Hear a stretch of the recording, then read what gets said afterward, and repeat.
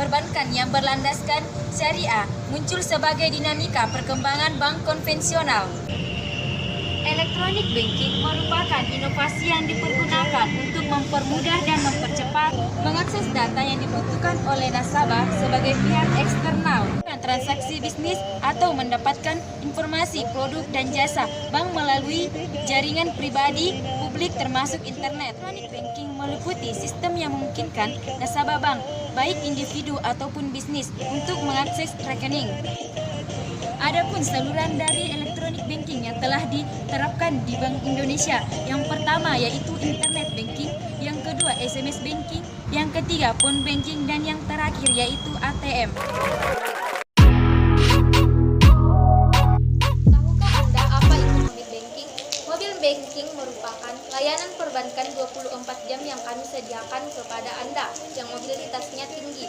Anda dapat melakukan transaksi perbankan melalui handphone yang terkoneksi jaringan internetnya.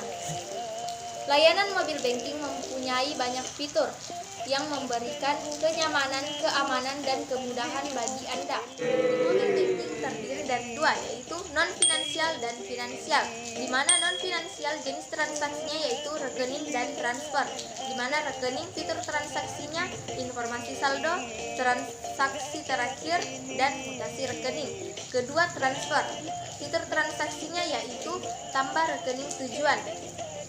Adapun finansial, jenis transaksinya yaitu transfer dana, di mana fitur transaksinya yaitu transfer antar rekening BNI atau BNI Syariah, dan transfer online atau antar bank tiga bersama. Kedua itu pembayaran, di mana pembayaran terbagi lagi menjadi kartu kredit. Fitur transaksinya yaitu BNI Visa, Hasanah Card, dan BNI Mastercard.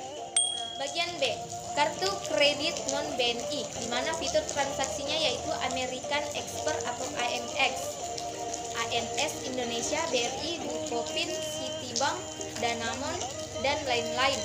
Bagian C, tagihan telepon, fitur transaksinya yaitu Asia, Flexi, Halo, Matrix, Smartfriend, Start One, Telkom, Sri, Explore. Bagian D, tagihan listrik, fitur transaksinya yaitu PLN.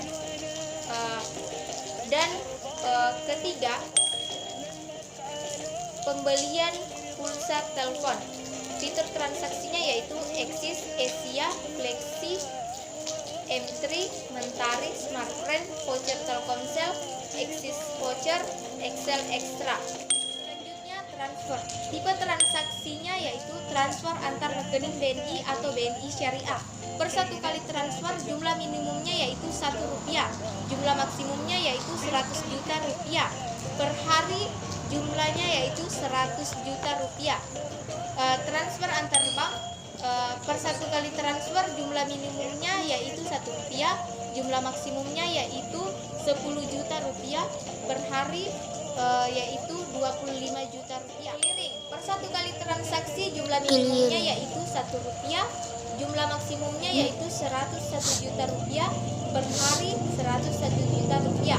RTGS, per satu kali transaksi jumlah minimumnya yaitu Rp100 juta, jumlah maksimumnya yaitu Rp101 juta, dan per hari Rp101 juta.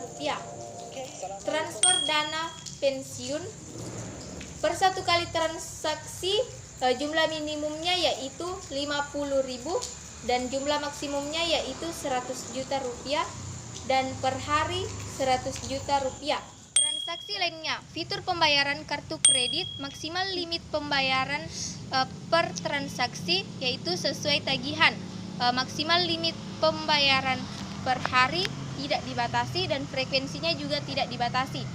Kedua, pembayaran tagihan, maksimal limit per transaksi sesuai dengan tagihan, maksimal limit per hari tidak dibatasi, frekuensi juga tidak dibatasi. Pembelian pulsa, maksimal limit per transaksi sesuai penominasi pulsa dari provider Telkom, maksimal limit per hari Rp2 juta, frekuensinya tidak dibatasi.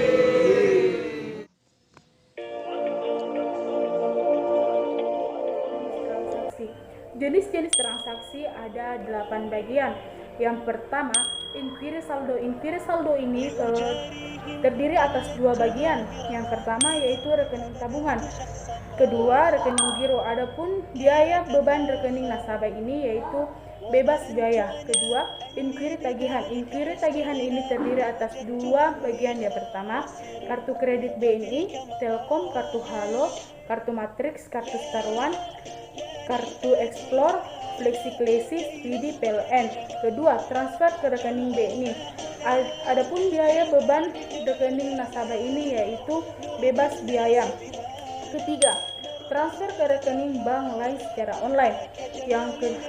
Adapun bagiannya yaitu pertama, antara bank anggota ATM bersama, kedua antara bank anggota ATM link.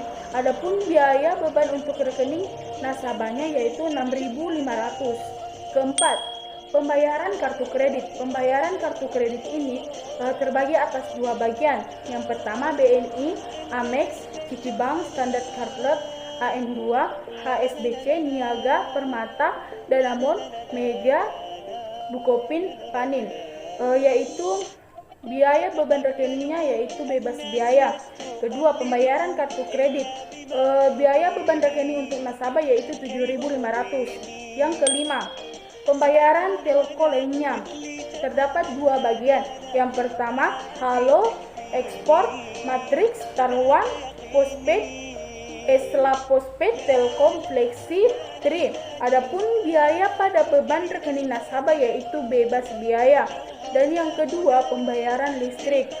Biaya untuk beban rekening nasabah yaitu 3.000. 6. Yaitu isi ulang pulsa. Isi ulang pulsa terdiri atas voucher Telkomsel, Mentari, M3, voucher Excel, Excel Extra, Smartfren, Flexi Trendy, Asia Free Prabayar, Axis. Adapun beban rekening untuk nasabahnya yaitu bebas biaya. Nomor 7. Persyaratan menggunakan mobile banking, yaitu pertama, memiliki rekening tabungan. Kedua, memiliki hasanah debit yang valid. Ketiga, mengisi formulir registrasi. Keempat, memiliki nomor handphone dan alamat email. Kelima, memiliki user ID BNI Internet Banking yang aktif.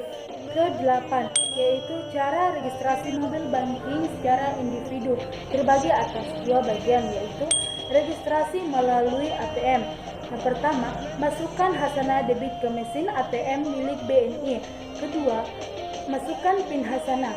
Pilih menu registrasi e-channel pada menu utama. Selanjutnya, pilih menu BNI Mobile Banking. Ketiga, menyetujui layar konfirmasi yang menyatakan tunduk pada syarat dan ketentuan penggunaan BNI Mobile Banking.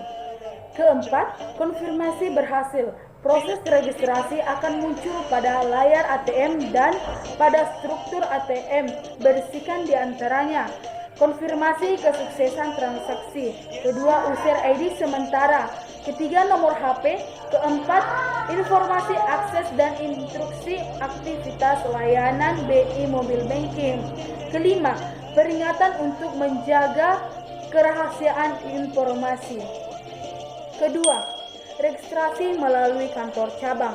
Datang ke Bank BNI atau BNI Syariah terdekat. 1.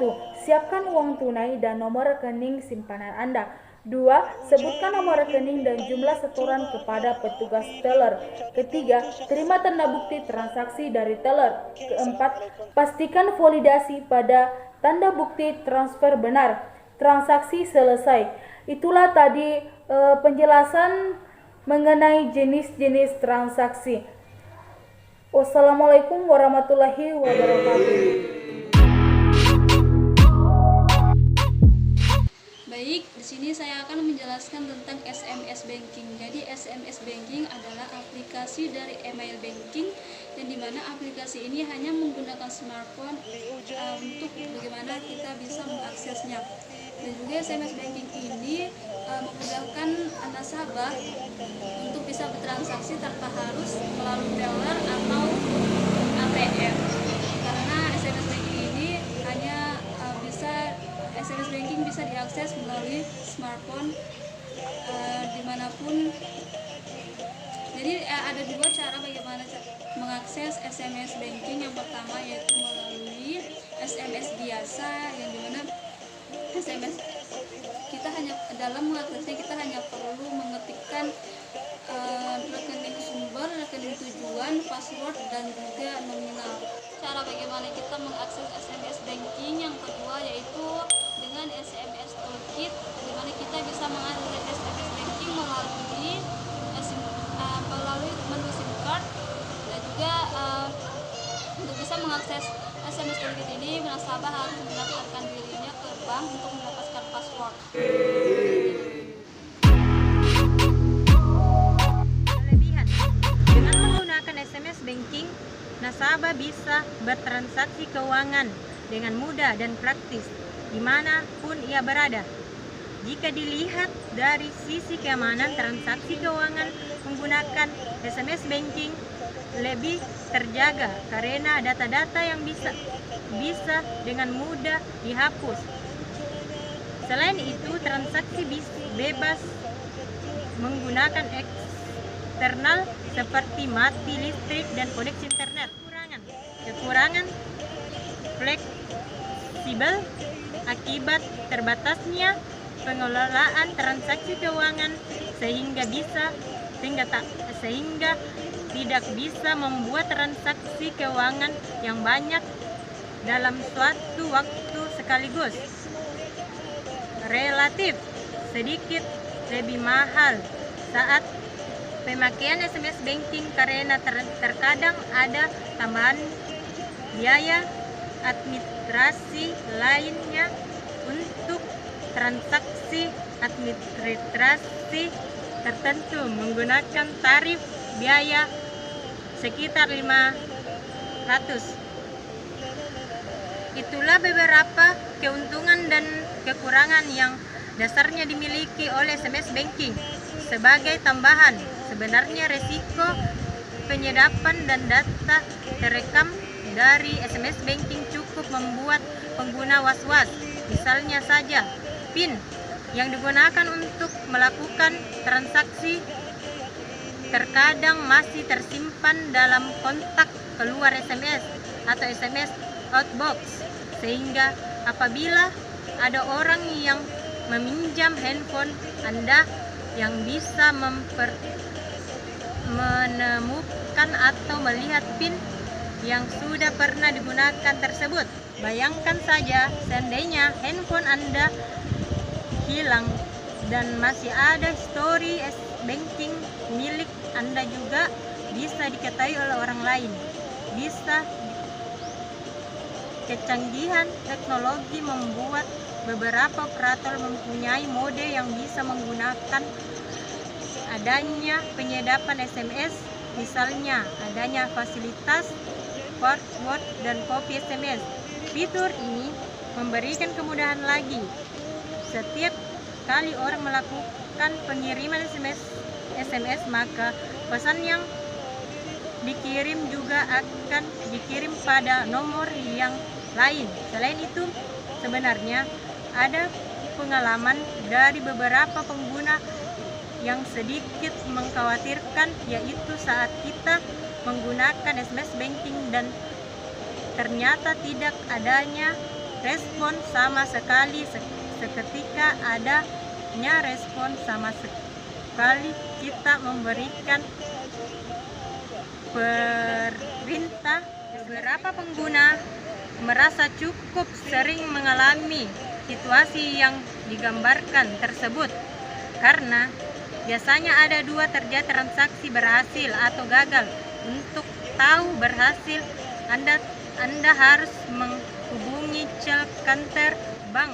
Namun masalahnya, biasanya menggunakan SMS banking malah menggunakan asumsi. Terkadang pengguna asumsi, terkadang mereka akan saja mengulang transaksi meski belum tahu transaksi berhasil atau tidak, padahal itu akan memberinya resiko terjadi double bayar. Nah, di sini letak masalah transaksi itu muncul. Terakhir, ada lagi sedikit hal yang membuat transaksi SMS banking dianggap kurang praktis, yaitu ketika nasabah harus menghafalkan setiap kode yang dibutuhkan untuk melakukan masing-masing transaksi dimanapun.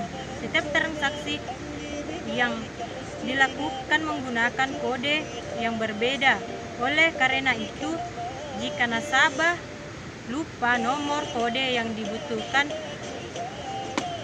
ia tak akan bisa melakukan transaksi. Ada juga cara pemakaian kartu kredit di luar negeri dan biayanya. Jadi pilih internet banking atau SMS atau internet banking menurut hemat kami sesuai dengan kondisi.